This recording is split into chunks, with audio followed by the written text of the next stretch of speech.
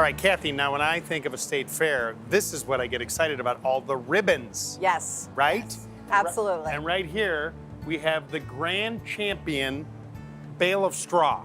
Yes. Who knew that there was a competition for straw? Well, most of our fairgoers probably don't know that and probably don't really care because they have no basis of information. But to the farmers here and the farmers in neighboring counties, that means something. You know, that they're growing.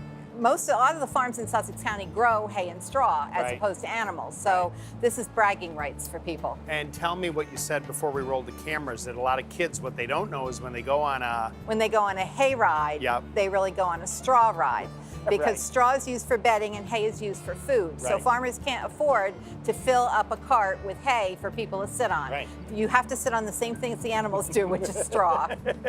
Now, you mentioned to me you were a teacher for how many years? 37. Wow. And you used to volunteer and work here at the fair when it was very small for how many years ago? Oh, I've worked here probably about 25. Wow. I've seen this place grow tremendously. I've seen us work very hard to keep the agricultural aspect, because even in Sussex County, there are kids that don't know anything about cows or about hay and straw. So I've seen how everything has changed, but we really work hard here to make that kind of thing premier. You have so many people that are involved in this just for the love of doing it, right? They're not looking for some giant check, or maybe they're looking for a ribbon, but I mean, that certainly isn't going to put food on the table. They're just so dedicated to the history and the work.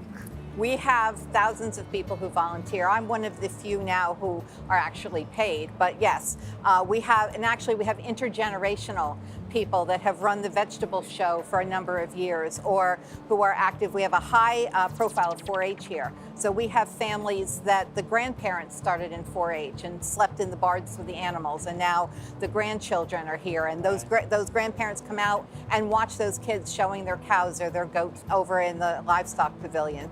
4-H has always been an important part of any agricultural community, and Sussex County is no different. Because we're rural, we don't have as many things for kids to do as they might in the city. But 4-H has been an integral part of the fair and of Sussex County going back years and years and years. I'm from the Midwest, and I am blessed enough to work with a gentleman who is an agricultural broadcaster by the name of Orion Samuelson. He is in the Midwest, the voice of agriculture, and I've heard the benefits of 4-H forever. These young kids that are coming up in farming. It isn't just about competing with a calf or a sheep or a pig. There are some real benefits to these kids, aren't there? Absolutely. They have to be responsible. They have to put this animal first. They have to keep record books. So it's documenting, because you can't enter it without a good record book. It's going to meetings. It's learning information about the breed and what's best in the breed. It's the competition of what do I need to know and do to have my calf or my goat or whatever be first. It's money that your family has invested that you hope to make back, because for a lot of kids, this is their paycheck. And I always get asked by reporters about, well, don't they know that these market animals are going to be eaten? They know that. They know that when they raise these animals, and they are looking to get top price because that's their college fund, or that's going to buy their first car. So these kids are really invested and have to have those skills as they go along through 4-H. Whether it's an animal, we have a lot of different clubs now that are not agricultural, but that still keep the whole values of 4-H alive. Finally, you've been doing this for a very long time.